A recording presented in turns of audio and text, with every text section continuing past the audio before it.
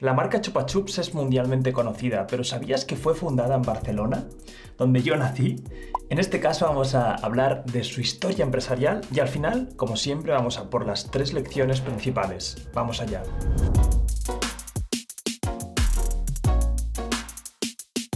¿Sabías que Chupa Chups es uno de los pocos dulces que ha viajado al espacio? En realidad, es el mismo caramelo que se ha expuesto hasta en museos de arte.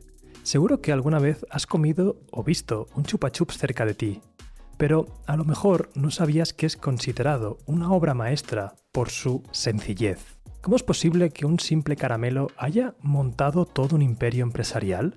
La historia de la compañía Chupa Chups comienza en la década de los 50 con la visión de su fundador, Enric Bernat. Bernat era un joven que pertenecía a una familia con una pastelería, en la cual estuvo ayudando desde muy pequeño.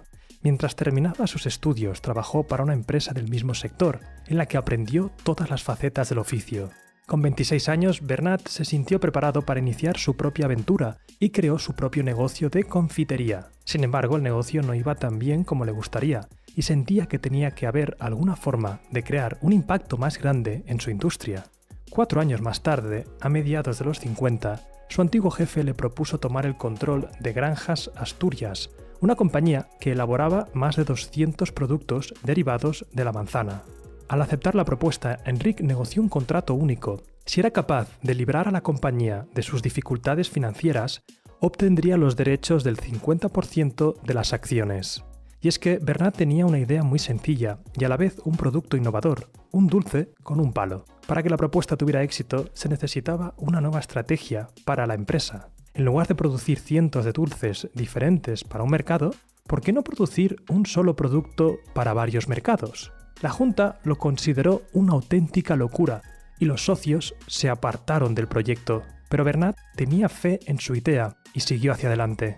Bajo su dirección, apenas un año más tarde, Granjas Asturias comenzó a tener beneficios, y en 1958, gracias a su contrato inusual y al éxito de la compañía, Enric Bernat controló el 100% de la empresa.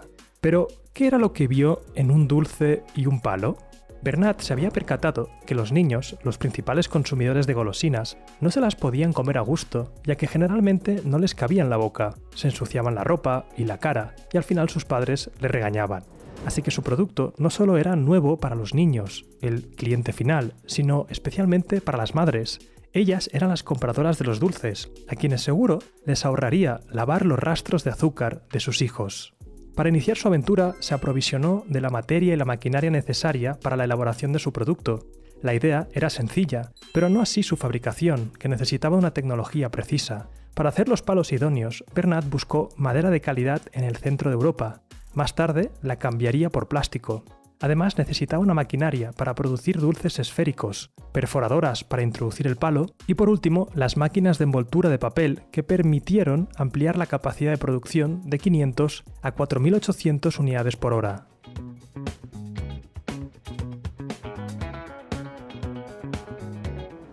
La compañía quería que el caramelo estuviera en todas las estanterías posibles y para ello, además, necesitaba un buen sistema de comercialización.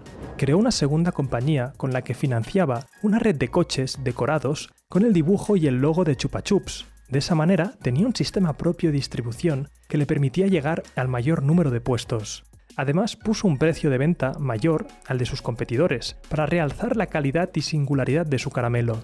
De hecho, tanto confiaba en su triunfo que se cubrió las espaldas ante una probable competencia. En 1959 adquirió todas las patentes que pudiesen hacerle sombra. Bernat buscaba crear barreras de entrada, y es que su idea no era solamente entrar en el mercado español, sino tener un producto y una marca con el que pudiera salir al mundo. En un principio el caramelo se le había llamado Gol, pero el nombre no parecía lo suficientemente atractivo. La empresa recurrió a una agencia de publicidad en Barcelona, la cual sugirió el nombre de Chups. Así comenzó a anunciarse a través de campañas de radio y televisión, además de usar intensivamente la publicidad en los puntos de venta. Estas eran los mejores medios para hacer marketing de la época, y Bernat sabía que debía utilizar todo su potencial. En 1963, gracias a una pegajosa cuña de radio que utilizaba la expresión Chupa Chups, la gente empezó a llamar al producto de esta manera, y Bernat, muy atento a su mercado, decidió rebautizar su producto. Un Chupa Chups no solo era un caramelo con palos, sino también colores, cajas llamativas y distintos sabores. Su idea había triunfado y estaba dispuesto a dar el siguiente paso.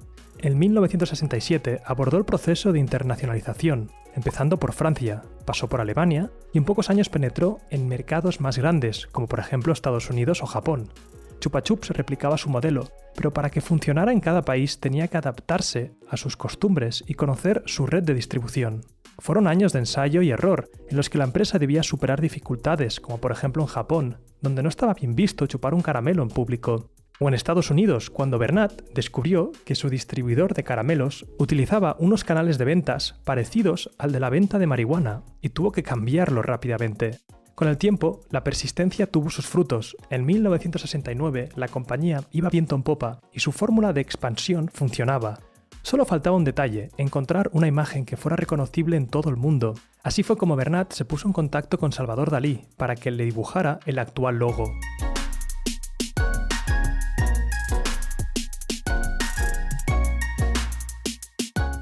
Todo parecía ir genial para Chupa Chups, con un producto y una marca reconocida en todo el mundo. Sin embargo, en los años siguientes la empresa se enfrentaría a dos importantes retos, que estarían a punto de amenazar su existencia. A mediados de los 60 caducó la licencia de la patente de Chupa Chups, lo que permitió a la competencia ofrecer el mismo producto a precios más bajos. En ese momento Bernat decidió diversificar su producción en otros caramelos, grajeas de regaliz y productos de confitería para no sufrir pérdidas importantes. Pero además en esos años la empresa se dio cuenta que si quería mantener su crecimiento, tenía que cambiar su modelo de distribución, pues le suponía casi 2/3 partes de los costes totales. Chupa Chups creó una empresa subsidiaria que pudiera hacerse cargo de las ventas del caramelo y a la vez se ocupara de importar los productos de empresas asociadas en otros países, como los chocolates Moncherie.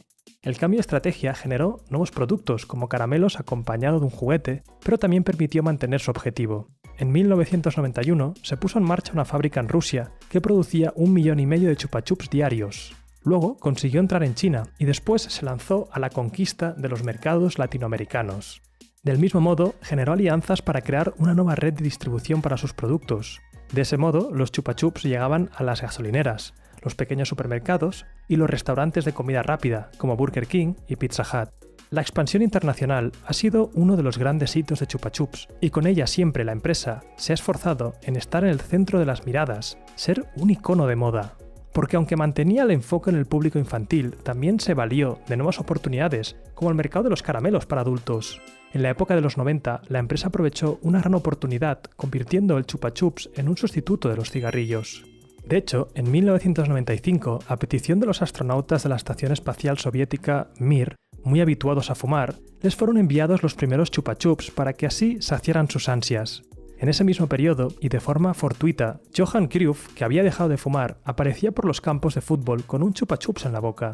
Poco a poco el caramelo con palos se empezaba a ver como un producto para jóvenes y adultos, y la empresa se esforzaba por afianzar esa imagen con múltiples campañas en todos los países.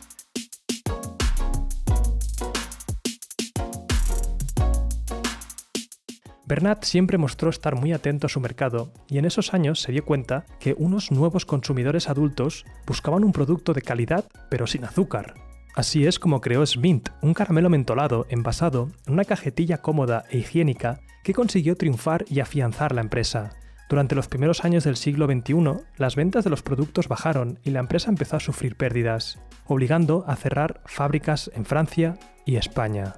Bernat advirtió que la marca necesitaba desarrollar nuevos productos y campañas de marketing que supieran llegar a los nuevos públicos. 3 años después de su muerte, en el año 2006, sus herederos llegaron a un acuerdo con la compañía italiana Perfetti Van Melle, que finalmente adquirió todos los derechos sobre la empresa. Chupa Chups es actualmente una filial de la multinacional italiana que, sabiendo la fuerza de la marca, mantiene la producción del caramelo con palo y lanza al mercado novedades en torno a él. Chupa Chups es un ejemplo de cómo una idea sencilla puede convertirse en una gran empresa. Su fundador, Bernat, ha sido capaz de liderar su sector cuando nadie creía en él y a la vez generar una marca que puede traspasar los vaivenes de las sociedades. Ahora, como siempre, a por las lecciones principales, la número 1 tiene que ver con la observación del cliente para diseñar tu propuesta de valor. Fijémonos que Bernat lo que hizo fue darse cuenta de que el cliente, en este caso era el consumidor final que era el niño, se manchaba las manos con ese caramelo. Y las madres, que además eran también parte del cliente, no les dejaban comer el caramelo porque se ensuciaba y luego recaía esa tarea sobre la madre. Precisamente al observar al cliente puedes extraer lecciones para crear tu propuesta de valor. No al revés, hay emprendedores que a veces se obsesionan creando esa propuesta de valor imaginaria en su cabeza cuando no han observado para quién la están diseñando. La lección número 2 tiene que ver con las tendencias. Fijémonos que Bernat fue muy hábil a la hora de ver cómo el mercado cambiaba y adaptaba su producto. En la época en la que la gente empezó a dejar de fumar, usaba chupa chups para conseguirlo y Bernat lo promovió. Entonces es muy interesante en tu empresa ver las tendencias de mercado, cómo están usando tu producto y adaptarte a ello. Por ejemplo, sucede mucho con el tema de las marcas de ropa.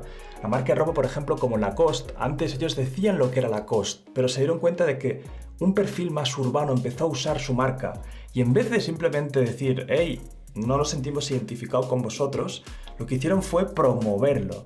Estate muy atento a lo que hace la gente con tu marca y adáptate a tu cliente ideal. Y por último, la lección número 3 tiene que ver con la marca. La marca es un activo. Tienes que cuidarla, tienes que inyectarle capital. Es un activo intangible en el cual no vas a ver un retorno, pero realmente va a hacer que todo el resto del negocio sea más fácil. Fijémonos al final que Bernat estaba con ese miedo de que cuando se acabase la patente su negocio acabaría, pero por la marca que tenían, todavía la gente hoy en día habla de chupa chups y quieres un chupa chups en vez de un caramelo genérico con simplemente un palo. Así que nada, hasta aquí las 3 lecciones principales. Coméntame acerca de qué te parece a ti y cuál es la lección que extraes del caso. Y si eres nuevo en el canal, suscríbete, que van a venir muchos más. Nos vemos en el siguiente. Chao.